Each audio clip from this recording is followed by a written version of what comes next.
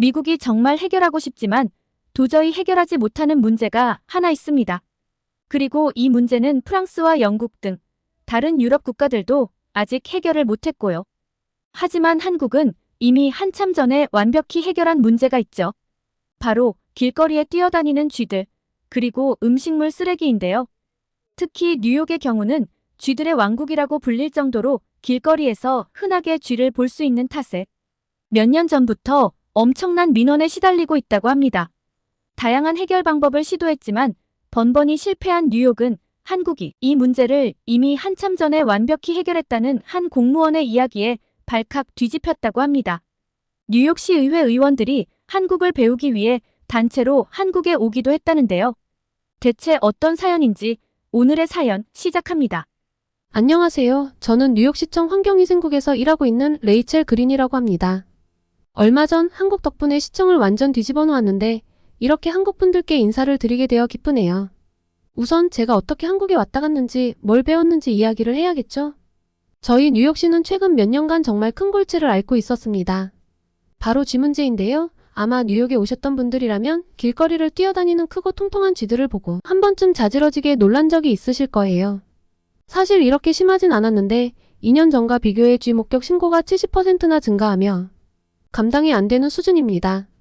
제가 일하는 사무실에는 매일같이 쥐 관련 민원이 쏟아집니다. 전화기는 쉴 새 없이 울리고 이메일함은 항의 메일로 넘쳐나요. 사실 이 문제는 뉴욕만의 문제가 아닙니다. 최근 해충방제 회사에서 발표한 가장 쥐가 많은 도시 순위를 보면 우리 뉴욕이 2위를 차지했어요. 로스앤젤레스가 3위, 그리고 시카고는 무려 8년 연속 1위를 차지했죠. 미국의 주요 도시들이 모두 쥐 문제로 고생하고 있는 셈이에요. 원인을 파악해서 제거하면 되지 않냐고 하시겠죠? 하지만 생각처럼 쉽지 않습니다. 이렇게 쥐가 들끓게 된 주요 원인 중 하나가 바로 음식물 쓰레기거든요. 거리에 방치된 음식물 쓰레기가 쥐들의 먹이가 되고 그로 인해 쥐개체 수가 급증하고 있어요. 즉, 우리의 음식물 쓰레기 처리 방식이 이 모든 문제의 근원이라고 할 수 있죠. 사실 우리 뉴욕시의 음식물 쓰레기 처리 시스템은 한마디로 말해서 구식이에요. 대부분의 음식물 쓰레기가 일반 쓰레기와 함께 버려지고 있죠. 이렇게 버려진 쓰레기는 길거리에 오랜 시간 방치되다가 수거차가 와서 한꺼번에 가져갑니다. 그 사이 쥐들은 마음껏 먹이를 찾아 돌아다니는 거죠. 게다가 우리 시민들의 의식도 문제예요. 많은 사람들이 음식물 쓰레기를 분리해서 버리는 것에 무관심하거나 귀찮아합니다. 어차피 다 쓰레기인데 한꺼번에 버리면 되지 뭘 분리해? 라는 태도가 만연해 있죠. 이런 인식이 우리 도시의 쥐 문제를 더욱 악화시키고 있는 거죠. 또한 우리 시의 재활용률도 턱없이 낮습니다. 음식물 쓰레기의 대부분이 그냥 매립되거나 소각되고 있어요. 이는 환경 파괴는 물론이고 결국 우리 시의 재정 부담으로 돌아옵니다. 이런 상황을 개선하기 위해 우리 시에서도 여러 가지 노력을 해왔습니다. 하지만 대부분의 정책이 효과를 보지 못하고 있어요. 시민들의 참여가 저조하고 예산 부족으로 인해 필요한 시설을 갖추지 못하고 있고요. 사실 시청 내에서는 음식물 쓰레기를 어떻게 해결해야 할지 감을 못 잡고 있다 보니 쥐를 일단 잡는 데 혈안이 되어 있거든요. 애시당초 근본적인 해결책은 아니고 쥐는 잡아도 계속 튀어나오고 그러다 보니 시달리는 건 공무원들이에요. 다양한 분들이 항의를 하지만 특히 힘든 건 상인들의 항의입니다. 얼마 전에는 한 유명 레스토랑 주인이 시청으로 찾아와 고래고래 소리를 지르더라고요. 관광객들이 식사 중에 쥐를 보고 항의를 했다면서 말이에요. 그 순간 저는 정말 땅 밑으로 꺼지고 싶었죠. 그 레스토랑 주인의 눈에서는 분노와 절망이 동시에 보였어요. 이 문제를 정부가 해결하지 못해서 뉴욕의 명성에 먹칠을 하고 있다는 그의 말이 가슴에 콕 박혔습니다. 위에서는 어떻게 해서든 해결책을 만들어 보라고 하지. 뭘 해보려고 해도 사람들은 따라주지 않지. 답답한 마음에 인터넷만 클릭하고 있던 어느 날이었어요. 아주 우연히 워싱턴 포스트 기사를 보게 되었습니다. 한국은 음식물 쓰레기의 98%를 재활용한다는 제목이 제 눈을 사로잡았죠. 처음에는 반신반의했어요. 설마 그게 가능할까? 하며 지나치려는데 같이 딸려있는 1분짜리 영상이 있는 거예요. 그 영상을 클릭한 순간 저는 그대로 멈췄습니다. 그리고 뭐에 홀린 듯 스크롤을 내렸죠. 기사에 따르면 한국은 2005년부터 음식물 쓰레기를 매립하는 것을 금지했다고 해요. 그 이후로 한국은 음식물 쓰레기 처리에 혁명적인 변화를 이뤄냈고 현재 한국의 음식물 쓰레기 재활용률은 놀랍게도 98%에 달한다고 합니다. 말도 안 되는 수치였습니다. 거의 모든 음식물 쓰레기가 다시 자원으로 활용된다니? 이 문제는 제가 알기로 미국뿐 아니라 유럽의 그 어떤 국가도 해결하지 못한 문제인데 자존심이 상했습니다. 찬찬히 읽어보며 처음으로 놀란 건 한국의 음식물 쓰레기 수거 시스템이었어요. 많은 아파트에 스마트 음식물 쓰레기통이 설치되어 있는데 주민들이 카드를 찍고 음식물 쓰레기를 버리면 무게를 재서 요금을 부과하는 시스템을 가지고 있다고 설명하고 있었죠. 그리고 이런 시스템 덕분에 사람들이 음식물 쓰레기를 줄이려고 노력을 기울이고 있다고 했습니다. 게다가 수거된 음식물 쓰레기는 다양한 방식으로 재활용된다고 하더군요. 동물 사료나 퇴비로 만들어지기도 하고 바이오가스를 생산하는 데 사용되기도 한대요. 심지어 일부는 비누의 원료로도 쓰인다고 하더라고요. 정말 창의적이지 않나요? 정말 큰 회의감이 들었던 게 이미 이렇게 완벽하게 해결한 나라가 있는데 왜 미국은 한국을 배울 생각을 하지 않았을까요? 그리고 한국이 이렇게 오래전부터 이렇게 처리할 동안 미국은 왜 이런 비슷한 시도도 해볼 생각을 못했을까요? 뉴욕은 비교하기도 부끄러운 처참한 수준인 것이 다시 떠올랐습니다. 음식물 쓰레기 재활용률이 고작 1%도 안 되는 수준이거든요. 대부분의 음식물 쓰레기가 그냥 매립되고 있죠. 당장 한국을 배워와야겠어. 라고 중얼거리며 기사를 스크랩하는데 마지막 문단이 쏙 들어왔습니다. 기사는 한국의 성공 비결이 단순히 기술적인 것만이 아니라고 지적하고 있었는데요. 한국 정부의 강력한 정책과 시민들의 적극적인 참여가 있었기에 가능했다는 거죠. 특히 어릴 때부터 시작되는 환경교육이 중요한 역할을 했다고 해요. 이 기사를 읽으면서 저는 우리 뉴욕이 나아가야 할 방향을 볼 수 있었어요. 단순히 쥐를 잡는 것이 아니라 근본적으로 우리의 쓰레기 처리 방식을 바꿔야 할 것 같았습니다. 그리고 그 변화는 정부의 노력만으로는 부족해요. 시민 모두의 참여와 의식 변화가 필요하다는 걸 깨달았습니다. 그러려면 한국을 배워야 할 텐데 한국을 배우려고 시도한 나라들이 없을까? 궁금해졌습니다. 인터넷을 뒤져보니 이런 한국의 음식물 쓰레기 처리 시스템에 대해서 영국도, 프랑스도 이미 앞다투어 보도를 하고 있었어요. BBC에서는 한국은 어떻게 음식물 쓰레기 전쟁에서 승리했나라는 제목으로 4분짜리 영상을 만들었는데 서울의 한 아파트 단지에 설치된 스마트 음식물 쓰레기통을 자세히 보여주더라고요. 워싱턴 포스트에서 말한 바로 그 통이군. 중얼거리며 영상을 시청했습니다. 주민들이 실제로 이 통을 사용하는 모습도 보여줬는데 한 주민이 음식물 쓰레기가 담긴 봉투를 들고 와서 자신의 카드를 통에 갖다 대니까 마술처럼 뚜껑이 열렸어요. 그리고 음식물 쓰레기를 넣고 다시 카드를 대자 통이 쓰레기의 무게를 측정하고 요금을 계산하는 거예요. 영상에서는 이 시스템이 RFID 기술을 사용한다고 설명했어요.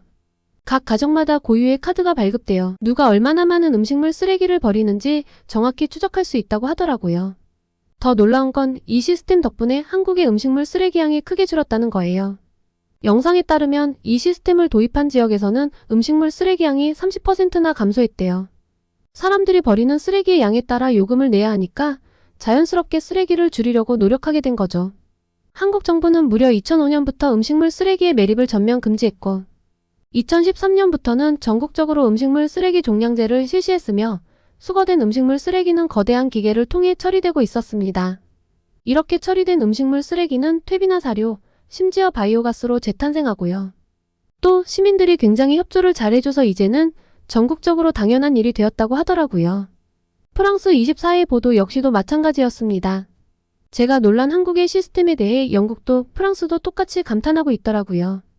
프랑스 24의 보도에서 특히 인상 깊었던 건 한 한국 주부의 인터뷰였어요. 그녀는 처음에는 어려웠지만 이제는 습관이 되어 전혀 불편하지 않아요. 오히려 환경을 위해 뭔가를 하고 있다는 생각에 뿌듯해요라고 말하더라고요. 그 말을 들으면서 저는 가슴이 뭉클해졌어요. 이런 시민의식이 있다면 우리 뉴욕도 바뀔 수 있지 않을까 하는 희망이 생겼거든요. 이 보도들을 보고 나서 저는 영국과 프랑스에 살고 있는 제 친구들에게 연락을 했어요. 조회수가 굉장히 높던데 이 보도 이후 어떤 변화가 있었는지 궁금했거든요. 하지만 친구들의 대답은 조금 실망스러웠어요. 보도 이후 한국을 배워야 한다는 공감대는 형성됐지만 실제로 사람들의 행동은 크게 변하지 않았다고 하더라고요. 정책을 마련해도 따라주지를 않았다고요. 알아보면 알아볼수록 대체 한국은 어떻게 저런 높은 시민의식을 가지고 있는 걸까? 라는 의문만 커졌습니다. 미국과 한국, 프랑스와 한국, 영국과 한국. 대체 무엇이 이렇게 다른 걸까요? 같은 인간인데 왜 이렇게 다른 결과가 나올까요? 이 의문은 제 머릿속을 떠나지 않았어요. 밤에 잠자리에 들 때도 아침에 일어날 때도 계속 생각났죠. 그러던 어느 날 문득 한 가지 생각이 떠올랐어요. 직접 가서 보면 어떨까? 처음에는 그저 스쳐 지나가는 생각이었는데 점점 더 강하게 다가왔죠. 저는 이 문제의 해답을 찾기 위해 직접 한국에 가봐야겠다고 결심했습니다. 하지만 단순히 휴가를 내고 가기에는 이 문제가 너무나 중요했죠.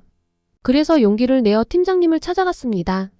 팀장님, 한국의 음식물 쓰레기 처리 시스템에 대해 직접 배워오고 싶습니다. 공식적인 출장으로 다녀오면 어떨까요? 그러자 팀장님은 의아한 표정을 지으셨어요. 레이첼, 한국에 간다고 해서 무슨 묘수가 있겠어? 우리는 뉴욕이야. 문화도 다르고 시스템도 다르잖아. 하지만 저는 포기하지 않았습니다. 팀장님, 저도 처음엔 그렇게 생각했어요. 하지만 이건 단순한 기술의 문제가 아닙니다. 시민의식, 정부 정책, 기업의 협력 등 모든 것이 어우러진 결과예요. 우리가 실패하는 이유도 바로 거기에 있을 거예요. 직접 가서 보고 배워야 우리 상황에 맞는 해결책을 찾을 수 있을 것 같아요. 팀장님은 잠시 생각에 잠기셨다가 말씀하셨어요. 그래. 내 열정은 이해하겠어. 하지만 구체적인 계획이 있어야 해. 어떤 것들을 배울 건지, 어떻게 우리 시에 적용할 수 있을지 말이야.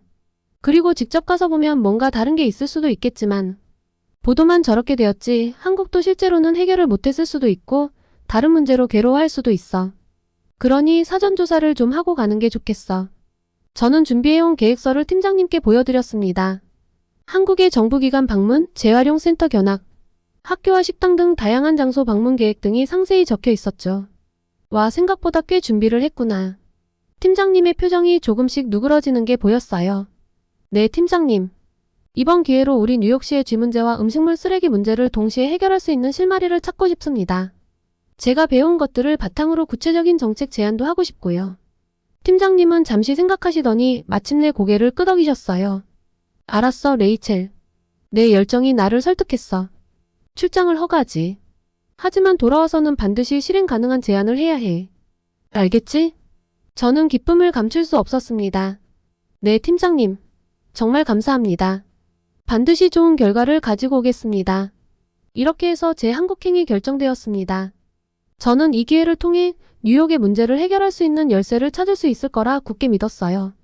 한국행 비행기를 예약하면서 저는 이 여정이 단순한 출장이 아닌 우리 도시를 변화시킬 큰 전환점이 될 거라는 예감이 들었습니다. 그리고 이번 출장은 진짜 한국의 모습을 보고 싶었기 때문에 호텔이 아닌 한국 가정에서 홈스테이를 하기로 했습니다. 대학 동기들을 통해 한국에서 실제 거주하고 있는 미국 친구와 연락이 닿았고 그 친구의 노력 덕에 저는 서울 근교의 한 가정에서 일주일간 머물 수 있게 되었어요. 떠나기 전 저는 설렘 반 걱정 반의 마음이었어요. 과연 한국의 실제 모습은 어떨까? 그들의 비결을 배워올 수 있을까? 그리고 무엇보다 내가 본 것을 뉴욕에 적용할 수 있을까? 이런 생각들이 제 머릿속을 맴돌았습니다. 한국에 도착하자마자 저는 문화 충격을 받았어요. 제가 머무는 집의 식탁에는 항상 여러 가지 반찬과 국이 함께 나왔어요. 처음에는 이렇게 많은 음식을 어떻게 다 먹지? 이렇게 해먹고 살면 음식물 쓰레기가 많이 나올 수밖에 없을 텐데 라고 생각했죠. 하지만 곧 깨달았어요. 한국 사람들은 음식을 낭비하지 않았습니다. 호스트 가족분들은 매 끼니마다 음식물 쓰레기를 최소화하려고 노력했어요. 박 사모님은 요리할 때 재료를 아주 세심하게 다루셨죠. 파프리는 버리지 않고 국물을 낼 때 사용하고 과일 껍질은 말려서 차로 만들어 마시더라고요. 처음에는 좀 특이하다고 생각했는데 점점 그분들의 지혜에 감탄하게 되었어요. 그리고 정말 기대했던 음식물 쓰레기를 버리는 과정도 실제로 볼 수 있었습니다. 아주머니께서 저를 데리고 아파트 단지 내 음식물 쓰레기 수거함으로 갔는데 그곳에서 본 광경은 정말 충격적이었죠. BBC 영상에서 봤던 그 특별한 통이 실제로 있는 거예요. 주민들이 카드를 찍고 음식물 쓰레기를 버리는 모습을 보면서 저는 입을 다물지 못했어요. 와, 이게 바로 그 시스템이군요. 제가 흥분해서 말하자 아주머니께서는 의아한 표정을 지었어요. 이게 뭐가 그리 특별한가요? 그의 말에 저는 한국 사람들에게는 이런 시스템이 너무나 당연한 일상이고 모두가 불만 없이 따르고 있다는 보도가 결코 가장이 없다는 걸 새삼 깨달았습니다. 며칠 동안 저는 이 평범한 한국 가정의 일상을 관찰했어요. 그들은 음식물 쓰레기를 버릴 때마다 물기를 꼭 짜서 버렸고 분리수거도 정확하게 했어요. 처음에는 이런 과정이 번거롭고 귀찮아 보였는데 그들에게는 그저 일상의 한 부분일 뿐이더라고요. 오히려 제가 음식물 쓰레기를 무심코 일반 쓰레기에 버리는 바람에 아주머니께서 조금 고생도 하셨어요. 죄송해서 어쩔 줄을 모르는데 아주머니께서 웃으시면서 괜찮아요. 처음엔 다 그래요. 우리나라도 예전에는 이렇게 꼼꼼하게 하지 않았거든요. 뭐든지 익숙해지는데 시간이 좀 걸리죠. 라고 말씀해 주셨죠. 그 말에 용기를 얻어 저는 더 열심히 배우려 노력했어요. 저는 홈스테이 기간 동안 한국의 음식물 쓰레기 처리뿐 아니라 다른 쓰레기들의 분리수거하는 방법도 배웠는데요. 플라스틱, 종이, 캔, 유리 등을 모두 따로 분리해서 버리더라고요. 심지어 플라스틱도 종류별로 나눠버린다는 걸 알고 놀랐죠. 솔직히 정말 몸에 익지를 않더군요. 그냥 큰 봉투에 마구 쑤셔박아 버리는 게 일상화된 습관이 바뀐다는 건 쉽지 않았습니다. 하지만 꼭 배워가고 싶었어요. 그래서 쓰레기를 버리기 전에 홈스테이 가족분들께 확인을 부탁드렸죠. 이거 맞게 분리했나요? 하고 물어볼 때마다 모두 친절하게 설명해 주셨어요. 2, 3일쯤 지나자 저도 조금씩 익숙해지기 시작했어요. 식사 후 자연스럽게 음식물 쓰레기를 분리하고 플라스틱 병은 라벨을 떼고 버리는 것도 습관이 되어갔죠. 그리고 이런 작은 행동들이 모여 큰 변화를 만들어낸다는 걸 실감하며 시민의식이 얼마나 중요한지 깨달았습니다. 놀랍게도 한국은 가정집뿐만 아니라 일반 식당들도 너무나 협조적이었거든요. 홈스테이 가족분들과 함께 근처 한식당을 찾았을 때의 일이었어요. 불고기와 비빔밥 그리고 여러 가지 반찬들이 나왔죠. 처음엔 이렇게 많은 음식을 어떻게 다 먹을까 걱정했는데 놀랍게도 거의 다 비워졌어요. 그래도 약간의 잔반은 남았죠. 남은 잔반을 바라보며 저는 식당에서 음식물 쓰레기를 어떻게 처리하는지 궁금해졌어요. 그래서 주인분께 여쭤봤죠. 주인분은 친절하게 주방으로 안내해 주셨어요. 우리도 가정집과 똑같아요. 음식물 쓰레기는 따로 모아서 처리하죠. 주방 한쪽에는 큰 통이 있었는데 그곳에 음식물 쓰레기를 모으고 있었어요. 주인분은 설명을 이어갔어요. 매일 저녁 가게 마감을 할 때 이걸 밖에 있는 수거함에 버려요. 그러면 새벽에 수거업체에서 가져가죠. 가정집뿐만 아니라 전국의 모든 음식점은 항상 이렇게 분리수거를 합니다. 마침 그때 주방 직원이 음식물 쓰레기를 버리러 나가는 걸 볼 수 있었어요. 호기심에 저도 따라 나갔죠. 식당 뒤편에 있는 수거함은 제가 아파트에서 봤던 것과 비슷했어요. 직원은 익숙하게 큰 플라스틱 통에 음식물 쓰레기를 부었고 아무렇지 않게 돌아와 다시 일을 하더군요. 와, 정말 모든 곳에서 이렇게 하는군요. 음식점 사장님께서 웃으며 말씀하셨어요. 그럼요. 식당이나 카페 같은 곳은 오히려 더 철저히 관리해요. 음식물 쓰레기 배출량이 많으니까요. 법적으로도 더 엄격하게 규제하고 있죠. 그 순간 저는 한국의 음식물 쓰레기 관리 시스템이 얼마나 체계적이고 전방위적인지 다시 한번 깨달았어요. 가정에서부터 식당, 카페 등 모든 곳에서 이렇게 철저히 관리하니 98%라는 높은 재활용률이 가능한 거구나 싶었죠. 이걸 믿지 못했던 제 모습이 그저 부끄러울 뿐이었습니다. 식당에서 나오면서 저는 이런 시스템이 뉴욕 전역에 도입된 모습을 상상해봤습니다. 물론 쉽지 않겠지만 이렇게 체계적으로 관리한다면 우리의 쥐 문제도 크게 개선될 수 있을 텐데요. 미국 사람들이 한국인들처럼 이렇게 전부 협조해준다면 얼마나 좋을까요? 이렇게 분리수거 시도를 안 해본 건 아닌데 다들 귀찮아하고 좀 이기적인 면모들을 보여서 실망을 많이 했는데 한국인들의 진짜 속내가 궁금했습니다. 그래서 아주머니께 여쭤봤어요. 이렇게 꼼꼼하게 쓰레기를 관리하는 게 불편하지 않으세요? 아주머니께서는 빙그레 웃으셨습니다. 그리고 이어진 대답은 제게 큰 깨달음을 주었죠. 처음에는 저도 귀찮았어요. 하지만 이제는 습관이 되어서 전혀 불편하지 않아요. 오히려 환경을 위해 작은 일이라도 하고 있다는 생각에 뿌듯해요. 그 말을 듣는 순간 제 마음속에서 뭔가가 딱 하고 맞아떨어지는 느낌이 들었어요. 바로 이거였어요. 한국의 높은 재활용률 비결은 첨단 기술이나 엄격한 법규가 아니었어요. 바로 이런 시민의식, 작은 불편함을 감수하면서도 더 큰 가치를 위해 노력하는 마음가짐이었던 거죠. 이런 경험들이 쌓이면서 저는 점점 더 한국의 시스템에 감명을 받았어요. 그리고 이런 작은 행동들이 모여 큰 변화를 만들어낸다는 걸 실감했습니다. 이런 깨달음을 얻고 나니 한국의 거리와 공공장소를 바라보는 제 시선도 달라졌어요. 홈스테이 가족분들의 안내로 서울 관광도 나갔는데 작은 골목길부터 번화한 대로변들까지 걸어 다닐 때마다 저는 계속해서 주변을 둘러보며 감탄할 수밖에 없었습니다. 거리가 정말 깨끗했거든요. 뉴욕의 길거리와는 비교도 할 수 없을 정도였어요. 와, 정말 놀라워요. 쓰레기통이 거의 보이지 않는데도 이렇게 깨끗하다니요. 제가 말했더니 그분은 빙그레 웃으시며 대답하셨어요. 그렇죠. 우리는 쓰레기를 함부로 버리지 않아요. 집에 가져가거나 쓰레기통을 찾을 때까지 들고 다니죠. 그 말을 듣고 저는 깜짝 놀랐어요. 뉴욕에서는 상상도 할 수 없는 일이었거든요. 우리 시민들은 쓰레기통이 눈앞에 있어도 그냥 길바닥에 버리는 경우가 많은데 말이에요. 지하철을 탔을 때도 마찬가지였어요. 차내는 물론이고 역사까지 정말 깨끗했어요.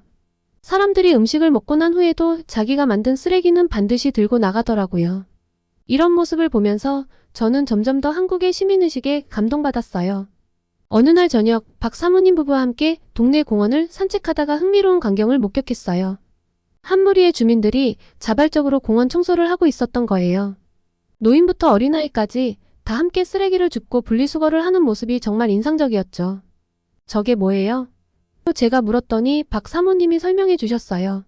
아, 저건 우리 동네 주민들이 한 달에 한 번씩 하는 자원봉사예요. 우리가 사는 곳은 우리가 깨끗이 해야 한다고 생각하거든요. 그 말을 듣는 순간 저는 가슴이 뭉클해졌어요. 이게 바로 진정한 시민의식이구나 하는 생각이 들었거든요. 뉴욕에서는 대부분의 사람들이 청소는 시의 책임이라고만 생각하는데 여기서는 시민들이 자발적으로 나서서 자기 동네를 가꾸고 있었어요. 전 세계에서 그 어떤 나라도 해결하지 못한 문제를 오직 한국만이 해결할 수 있었던 해답을 찾은 느낌이었습니다. 하지만 좀 더 확실히 해둘 필요가 있었어요. 이번에 한국에 오며 서울시청 환경정책과에 연락을 해뒀었거든요. 제가 찾은 것이 정말 정답이 맞는지 마지막으로 확인할 차례였습니다. 저는 서울시청의 환경정책과 과장님을 만나 정말 유익한 대화를 했습니다. 한국이 어떻게 이런 시스템을 만들어냈는지, 그 과정에서 어떤 어려움이 있었는지 자세히 들을 수 있었거든요. 정말 궁금해요. 모든 한국인들은 음식물 쓰레기를 이렇게 처리하는데 거부감이 없더군요. 아주 바쁜 음식점도 가정집들도요. 어떻게 이렇게 모두가 한마음 한뜻으로 움직일 수 있죠? 아무리 법을 내세워도 따르지 않는 사람들이 있잖아요. 이 문제를 어떻게 해결했는지 궁금합니다. 사실 처음에는 많은 반발이 있었어요. 과장님의 말씀이었죠. 시민들은 불편하다고 불평했고 음식점 주인들은 영업에 지장이 있다며 반대했죠. 하지만 우리는 꾸준히 교육하고 설득했어요. 환경의 중요성, 자원 재활용의 필요성을 계속해서 알렸죠. 그리고 조금씩 변화가 일어나기 시작했어요. 그리고 필요성을 시민들이 인지하자 그 이후부터는 누가 강요하지 않아도 자연스레 모두가 따르기 시작했죠. 그리고 이게 완벽히 습관이 된 거예요. 과장님의 설명을 들으면서 저는 우리 뉴욕시의 모습이 떠올랐어요. 우리가 과거 한국의 초창기 모습과도 같다는 생각이 들었거든요. 저는 용기를 내어 물었죠. 그렇다면 뉴욕 같은 도시에서는 어떻게 해야 할까요? 우리도 이런 시스템을 도입할 수 있을까요? 과장님은 잠시 생각하시더니 이렇게 말씀하셨어요. 가능합니다. 하지만 가장 중요한 건 시민들의 의식 변화예요. 기술이나 시스템은 그 다음이죠. 시민들이 왜 이렇게 해야 하는지 이해하고 동참하지 않으면 아무리 좋은 정책도 성공할 수 없어요. 앞서 말했듯 필요성을 인지할 수 있도록 하는 게 최우선이라고 생각해요. 그 말을 듣는 순간 저는 큰 깨달음을 얻었어요. 우리가 진정으로 필요로 하는 건 첨단 기술이나 엄격한 법규가 아니었어요. 바로 시민들의 의식 변화, 그리고 그것을 이끌어낼 수 있는 리더십이었던 거죠. 서울시청을 나오면서 저는 머릿속이 복잡해졌어요. 한편으로는 희망이 생겼지만 다른 한편으로는 걱정도 되더라고요. 과연 뉴욕 시민들의 의식을 바꿀 수 있을까? 한국처럼 변화할 수 있을까? 이런 생각들이 제 머릿속을 맴돌았죠. 한국에서의 마지막 날, 저는 홈스테이 가족과 함께 저녁 식사를 하며 제 경험을 나눴어요. 정말 많은 것을 배웠어요. 한국의 시스템도 놀랍지만 그보다 더 놀라운 건 시민들의 의식이에요. 이런 의식을 어떻게 키우셨는지 정말 궁금해요. 아주머니께서는 잠시 생각하시더니 이렇게 말씀하셨어요. 글쎄요, 하루아침에 된 건 아니에요. 어릴 때부터 학교에서 환경교육을 받고 부모님들도 가정에서 실천하는 모습을 보여주셨죠. 그리고 무엇보다 우리가 하는 작은 노력이 환경에 큰 영향을 미친다는 걸 직접 경험하면서 자연스럽게 습관이 된 것 같아요. 아, 학교에서도 이런 교육을 철저하게 하는군요. 그냥 생활이에요. 내일 한국 초등학교 방문을 한다고 했죠. 가서 보면 아주 자연스럽게 익히고 있는 모습을 볼 수 있을 거예요. 두근거리는 마음으로 다음날 저는 서울의 한 초등학교를 방문했습니다. 교장 선생님의 안내로 학교를 둘러보는데 첫인상부터 놀라웠어요. 복도 곳곳에 분리수거 통이 깔끔하게 정렬되어 있었거든요. 아이들이 음료수와 과자를 먹고 과자에 비닐봉지와 음료수 캔을 각각 다른 통에 넣는 걸 보고 깜짝 놀랐습니다. 우와, 아이들의 환경의식이 대단해 보이네요. 제가 말하자 교장 선생님이 미소 지으며 대답하셨어요. 네, 우리는 어릴 때부터 환경교육을 아주 중요하게 여깁니다. 그럼 직접 수업을 참관해 보시겠어요? 4학년 교실에 들어섰을 때 마침 환경 수업이 한창이었어요. 선생님은 아이들에게 플라스틱 쓰레기가 바다 생물에 미치는 영향에 대해 설명하고 계셨죠. 아이들은 눈을 반짝이며 열심히 듣고 있었어요. 자, 여러분. 그럼 우리가 플라스틱 사용을 줄이려면 어떻게 해야 할까요? 선생님의 질문에 여러 아이들이 손을 들고 대답했어요. 텀블러를 사용해요. 장바구니를 가지고 다녀요. 재사용 가능한 용기를 써요. 아이들의 대답을 들으며 저는 깊은 감명을 받았어요. 이런 교육을 받고 자란 아이들이 어른이 되면 환경보호는 그들에게 당연한 일상이 되겠죠.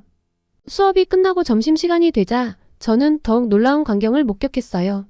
아이들은 급식을 다 먹은 뒤 자신의 식판을 들고 줄을 서서 차례차례 음식물 쓰레기를 처리하고 있었거든요. 그런데 놀랍게도 잔반이 그리 많지 않았습니다. 아이들이 거의 잔반을 남기지 않네요. 어떻게 이렇게 하고 있을까요? 제가 물었어요. 교장 선생님이 설명해 주셨어요. 이건 잔반 적게 남기기 캠페인의 일환이에요.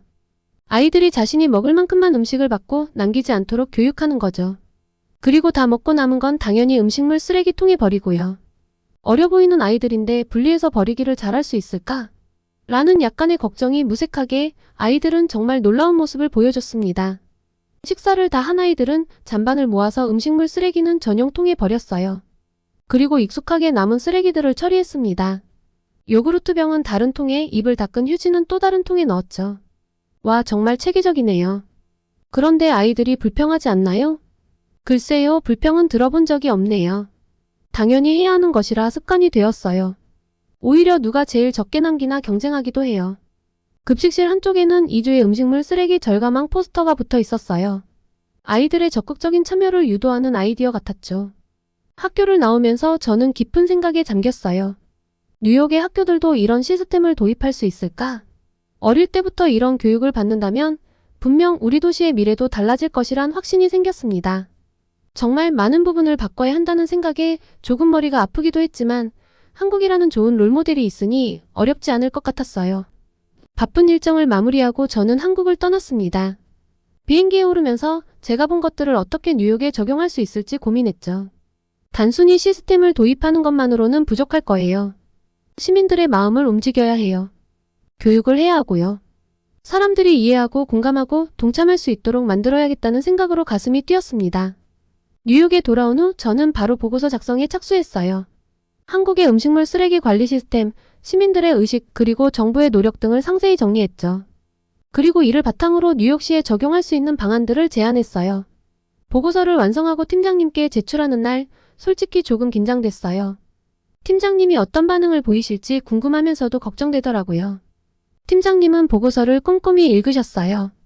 페이지를 넘기실 때마다 눈빛이 달라지는 게 보였죠. 다 읽으신 후 팀장님이 고개를 들어 저를 바라보셨어요. 레이첼, 정말 대단해. 이렇게까지 상세하고 실용적인 보고서일 줄은 몰랐어. 팀장님의 칭찬에 저도 모르게 얼굴이 붉어졌어요. 특히 한국의 학교 환경교육 시스템과 RFID 기반 음식물 쓰레기 수거 시스템은 정말 인상적이네. 이걸 우리 뉴욕에 맞게 수정한 제안도 아주 좋아. 팀장님은 잠시 생각에 잠기더니 말씀하셨어요. 너를 한국에 보내준 보람이 있었어. 이 보고서는 반드시 시장님께 보고해야 해.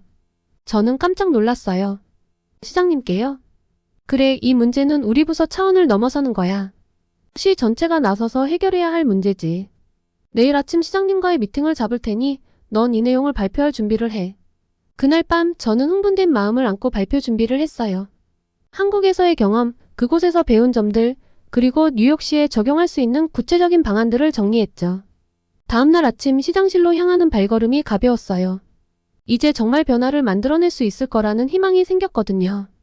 시장님께서 이 제안을 어떻게 받아들이실지, 그리고 뉴욕시가 어떻게 변화할지 상상하니 가슴이 두근거렸습니다. 시장실 문 앞에 서서 저는 깊은 숨을 들이쉬었어요. 이제 시작이야, 레이첼. 우리가 뉴욕을 변화시킬 거야. 그렇게 마음을 다잡고 저는 용기를 내어 문을 두드렸습니다. 제 보고서는 시청 내에서 큰 호응을 얻었어요. 시장님께서도 직접 관심을 보이시더라고요.